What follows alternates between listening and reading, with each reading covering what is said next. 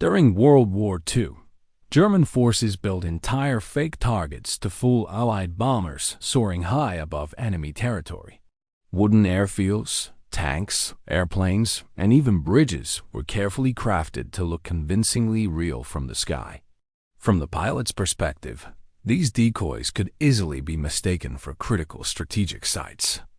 The goal was clear and deadly: make the Allies waste their precious bombs on nothing but wooden illusions. The idea behind these decoys was rooted in desperation, ingenuity, and the harsh reality of a war that demanded constant resourcefulness. By the time the Germans began creating these elaborate wooden targets, the air war over Europe had already transformed into a brutal chess match of deception, reconnaissance, and counter-strategy. Germany was under immense pressure. Allied bombers were raiding factories, supply routes, fuel depots, and communication centers with increasing frequency, and the Luftwaffe was struggling to keep up. Every real bridge destroyed, every runway cratered, and every fuel depot put out of service pushed Germany closer to logistical collapse. Facing this escalating threat, German military planners came up with a solution that was as clever as it was unusual: build entire fake installations that would appear convincing from the sky, but were in reality nothing more than theatrical props. These decoy sites, later called Scheinanlagen, meaning sham installations, became a strange blend of military engineering and stage design. Their purpose was simple: lure Allied bombers into striking phantoms while protecting the real infrastructure from destruction. The craftsmen assigned to build these mock facilities worked with astonishing detail. Many were carpenters, sculptors, or civilian workers pressed into military service. They carved and assembled wooden tanks that mimicked the silhouettes of panzer divisions, complete with turrets, gun barrels, and even false treads carved into the sides. From above, especially through the grainy black and white film of reconnaissance cameras, these dummies could fool even experienced analysts, at least for a short time. Fake airfields were built across open fields, sometimes placed near real ones to draw attention away from valuable aircraft. Wooden planes were arranged neatly on wooden runways, positioned as if ready for takeoff. They were painted carefully, using whatever colors were available to mimic the shading and camouflage patterns of actual German aircraft. The wooden fighters and bombers cast shadows in the sunlight, creating the illusion of strength and readiness. From high altitude, where pilots had only seconds to confirm their targets, these props created a powerful optical trick. And then there were the wooden bridges. These were among the most ambitious decoys, crafted to look like essential supply routes stretching over rivers and valleys. Some were placed parallel to real bridges, hoping the bomber crews scanning from above would mistake the decoy for the genuine structure. To the Germans, protecting their supply lines was critical. The entire war machine depended on the movement of fuel, ammunition, food, and reinforcements. If a wooden bridge could absorb a bombing run meant for a real bridge, it was considered a victory of imagination over firepower. The Germans took immense care to position these fake structures in places that made strategic sense. A wooden airfield would be built near rail lines, forests, or supply roads to look believable. Wooden tanks might be arranged in patterns that resembled the defensive formations Germany used during major operations. The decoys had to be convincing not only visually but geographically. Everything was planned to fool the enemy into believing that the wooden airfields and tanks were genuine military targets worth attacking. At night, the deception became even more elaborate. The Germans sometimes used fires, lanterns, or dim electric lights to mimic the activity of real airfields. There were fake landing lights made from simple bulbs placed in rows, flickering intentionally to appear as if pilots were coming and going. Some dummy sites even generated smoke, produced by burning tar or wet wood, giving the impression that engines were warming up or that machinery was being operated. From the cockpit of a bomber flying at night, these illusions could seem surprisingly authentic. To the German command, These wooden decoy installations symbolized a small but important defense. They may not have stopped the Allies, but they could slow them down, waste their resources, and buy the Reich precious time. Creating such illusions was cheaper and faster than rebuilding bombed-out infrastructure or producing new tanks and aircraft. With material shortages increasing and Allied pressure growing, these wooden replicas became an affordable shield, a way to protect what Germany still had. As the war dragged on and Allied air dominance grew stronger, the Germans invested more effort into these decoys. Some areas even became networks of fake towns and facilities, built purely to mislead. Entire wooden runways stretched across fields. Fake fuel trucks sat silently beside fake hangars. Wooden anti-aircraft guns pointed toward the sky with no ability to fire a single shot. These objects had no function other than to deceive, yet their presence on the landscape became a quiet symbol of the German struggle to survive the relentless Allied air campaign. In the minds of those who designed them, the strategy made perfect sense. If the enemy believed these were real tools of war, they would waste bombs, time, and resources striking them.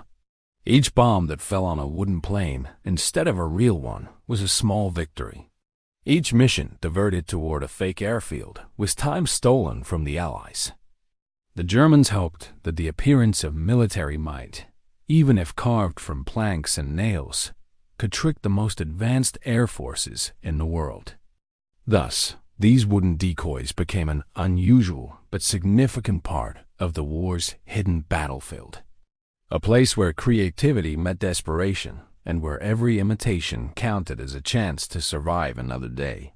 Once the Germans began constructing their wooden decoys across Europe, the Allies were constantly analyzing aerial photographs, looking for patterns, inconsistencies, and anything that felt out of place. Reconnaissance teams had become exceptionally skilled, especially by the middle years of the war. They were trained not just to identify enemy positions, but to study landscapes the way a detective studies a crime scene. Every shadow, every line, every structure had meaning. If something appeared too new or too perfect, it raised suspicion instantly. The bridge in question was identified during one of these routine flights. A reconnaissance pilot flying high above occupied territory scanned the area with seasoned eyes. He had flown missions like this countless times, capturing hundreds of photographs through the belly-mounted cameras of his aircraft.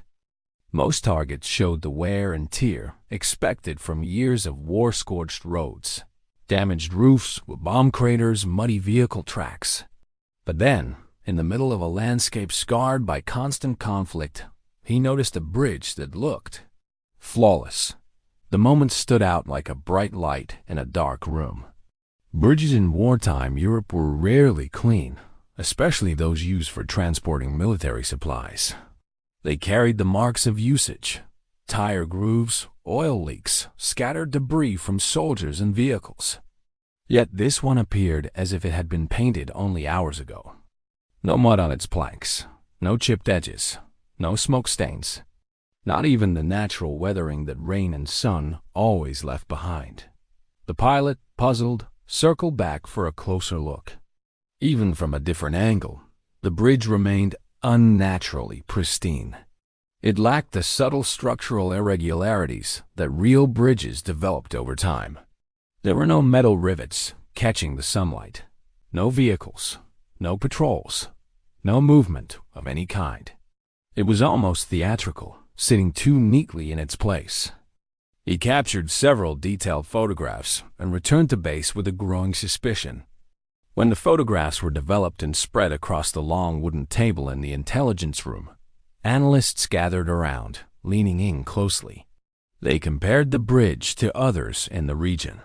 They measured shadows and angles. They examined the texture of the surface. Within minutes, the conclusion was unanimous. The bridge was not real. It was a decoy, likely wooden, lightweight, and created solely to mislead Allied bombers into wasting valuable ammunition. This discovery sparked both curiosity and amusement among the analysts. Creating decoys was not new. Armies had used deception for centuries. But the Germans had taken it to an entirely new level, crafting entire structures just to misdirect enemy fire. What made this situation unusual was how boldly the Germans had placed the fake bridge out in the open, clearly expecting it to fool the Allies. To the American analysts, it felt like an invitation. And the Americans had no intention of responding in the predictable way. Word of the wooden bridge reached a bomber unit operating in the area. The pilots and crew, tired from endless missions, found humor in the situation. A perfect wooden bridge built to lure them into dropping expensive, carefully rationed bombs. It sounded almost absurd. Yet instead of simply ignoring the decoy, someone in the squadron suggested an idea that quickly became a legendary gesture of wartime sarcasm. If the Germans wanted bombs dropped on their wooden creation, the Americans would give them exactly that wooden bombs. Carpenters on base were summoned. They shaped blocks of wood into mock bombs that resembled the real ones in size and form. The crews painted them carefully, adding realistic markings, colors, and even imitation fuses. These wooden bombs contained no explosive core, only the intention of sending a message, a silent but sharp acknowledgement that the Americans had uncovered the ruse. When the bomber crew took off, carrying these harmless replicas, they were not on a mission of destruction, but on a mission of humor, intelligence, and psychological strategy. Flying above the decoy bridge, they released the wooden bombs with precision. They tumbled through the air in a perfect imitation of real ordnance, spinning downward until they clattered onto the wooden planks of the fake bridge below. The gesture was subtle, almost playful, but it carried immense meaning. The American crew returned to base, laughing among themselves, knowing the Germans would soon discover the message that their trick had been seen through completely. But more importantly, the wooden bombs symbolized something deeper. The Allies were not just watching. They were thinking, analyzing, and outsmarting their enemy at every opportunity. Allied intelligence soon recorded the event as a successful psychological strike. The Americans had not only saved precious explosives, but had also demonstrated control over the situation. It was a reminder to the Germans that deception went both ways, and that their carefully constructed illusions could crumble in an instant under the sharp eyes of trained reconnaissance. For the Americans, this moment became a story shared in barracks and briefing rooms, a rare glimpse of humor in the midst of relentless war.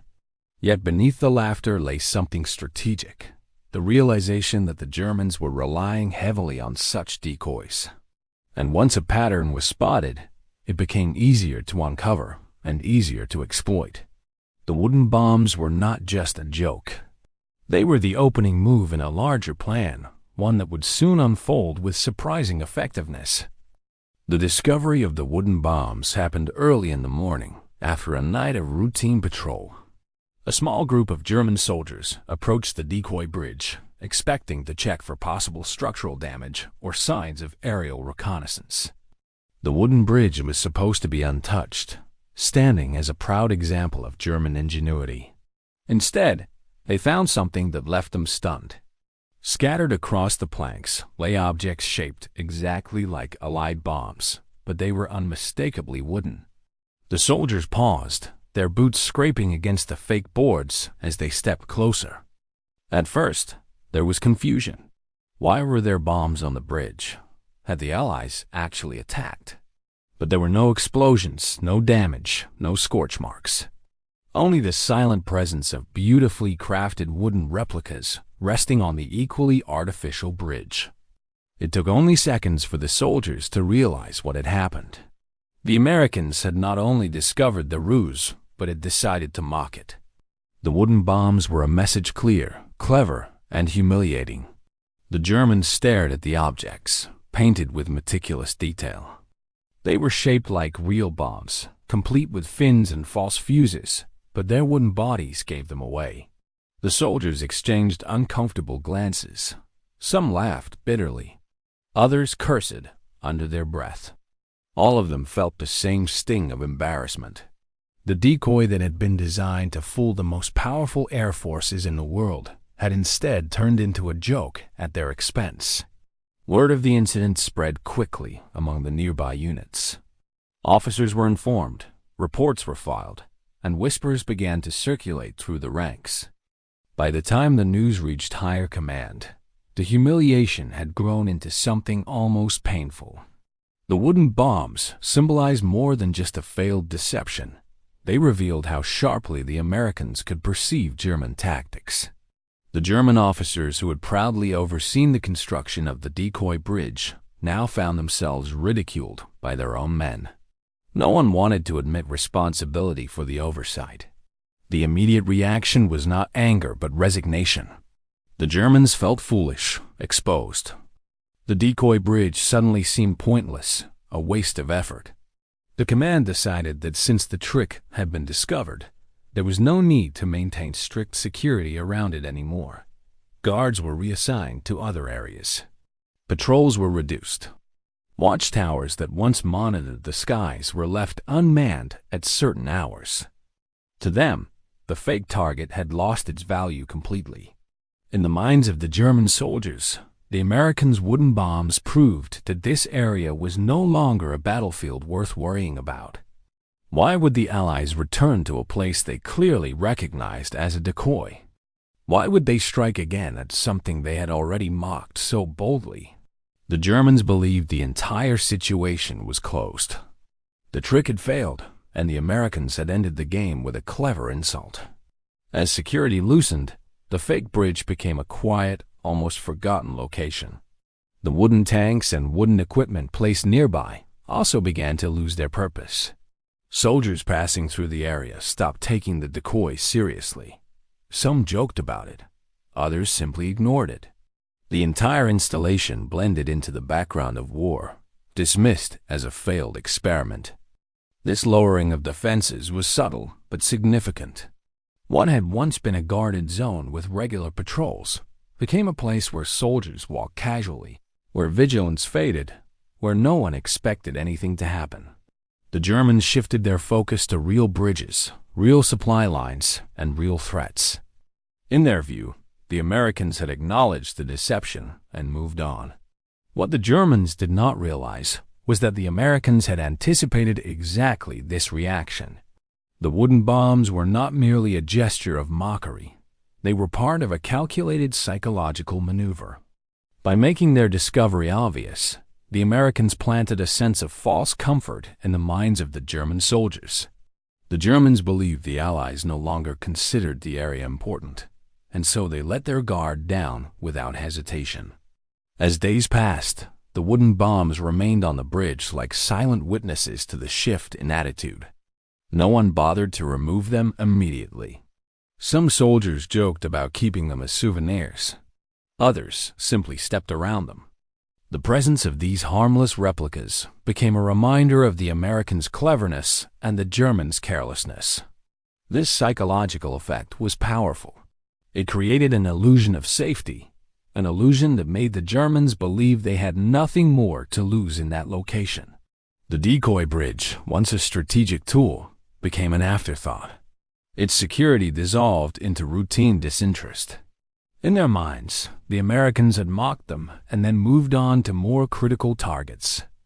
Little did they know that this assumption was exactly the trap the Americans had set, and the Germans had fallen into it completely. The Americans had been carefully planning this mission for weeks. Intelligence officers knew that the success of a strike depended not only on precision bombing, but also on understanding enemy psychology.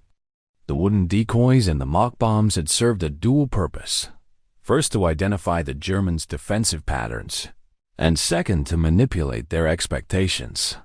By showing the Germans that the Allies had discovered the decoy, they had convinced the enemy that the nearby real bridge was safe, lulling them into a false sense of security.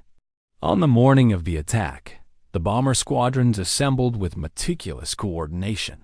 Planes lined up on the airfields, engines roared, and crews conducted final checks on bombs, fuel, and instruments. Pilots reviewed aerial photographs of the area, noting landmarks, terrain features, and the position of the real bridge. Unlike previous missions, there was no uncertainty about the target. This was not a reconnaissance flight. It was a precise, calculated strike designed to exploit the Germans' lowered defenses. As the squadrons approached enemy territory, the atmosphere in the planes was tense but focused. Each crew member knew their role. Bombardiers double-checked release coordinates. Navigators adjusted flight paths to avoid unexpected anti-aircraft fire. Radio operators maintained communication lines, keeping constant contact with command and fellow aircraft. There was a shared understanding that success depended not only on skill, but on timing. The Germans, believing the decoy bridge no longer mattered, had inadvertently set the stage for a devastating blow. From above, the real bridge appeared as the intelligence photographs had predicted. Unlike the wooden decoy, this bridge bore the marks of constant use. Tracks from vehicles and artillery wagons crisscrossed the surface. Signs of weathering and minor damage were evident. Guards could be seen patrolling along its length, but their numbers were reduced, scattered across a wider area due to the false confidence inspired by the previous wooden bomb incident. The Americans noted this immediately. Fewer defenses meant less risk to the bombers and a higher probability of total destruction. When the signal was given, the bombers released their payloads in perfect synchrony.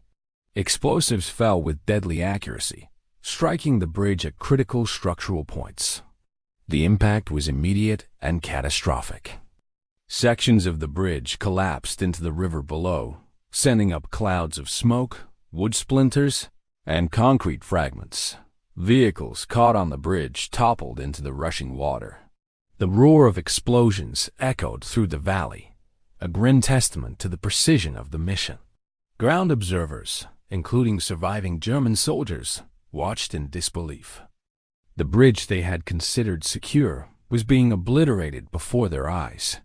Panic and confusion spread as they tried to mount a response, but it was too late. Anti-aircraft guns were unable to respond in time, and the remaining personnel were forced to retreat to safer positions. In the chaos, critical supplies intended for German forces were destroyed or rendered inaccessible. The logistical backbone of the surrounding region was suddenly crippled. For the Americans, the destruction of the bridge was a combination of strategic brilliance and psychological mastery. The mission's success validated the earlier use of deception. The wooden decoys and mock bombs had not been mere distractions. They had been instrumental in ensuring minimal resistance. By demonstrating that the Allies had already discovered the fake bridge, the Germans had inadvertently cleared the path for the real attack. It was a perfect example of exploiting enemy assumptions to gain a decisive advantage. The aftermath of the strike was significant. German supply lines were disrupted for weeks, forcing commanders to reroute fuel, ammunition, and reinforcements through longer, more vulnerable paths. The loss of the bridge delayed troop movements and hindered strategic operations in the region. It was a moment that showcased the combination of tactical planning, intelligence gathering, and psychological warfare. One small act, the dropping of harmless wooden bombs on a fake bridge, had set the stage for a monumental military victory. Back at Allied headquarters, the mission was celebrated as a masterclass in planning and ingenuity. Officers studied the operation carefully, noting how minor manipulations of enemy perception could lead to major results. Pilots recounted the eerie calm of the Decoy bridge before the strike and the precision with which their bombs had found the real target. It became a case study for future missions, emphasizing that success in warfare often depended as much on understanding human behavior as on firepower. The wooden decoys, once intended merely as a way to confuse the Allies, had ironically become the first step in a trap that destroyed the very infrastructure they were designed to protect. The Americans' clever use of psychology, observation, and timing turned a minor prank into a strategic advantage. The operation demonstrated that intelligence, patience, and ingenuity could triumph over brute force alone. In the end, The attack left a lasting mark, not just on the German supply network, but on the broader understanding of military strategy. The wooden bombs were remembered not only as a clever joke, but as the opening move in a calculated plan that caught the Germans completely off guard. The combination of deception, reconnaissance, and precise bombing showcased the multifaceted nature of modern warfare, where victories were earned as much by brains as by bombs.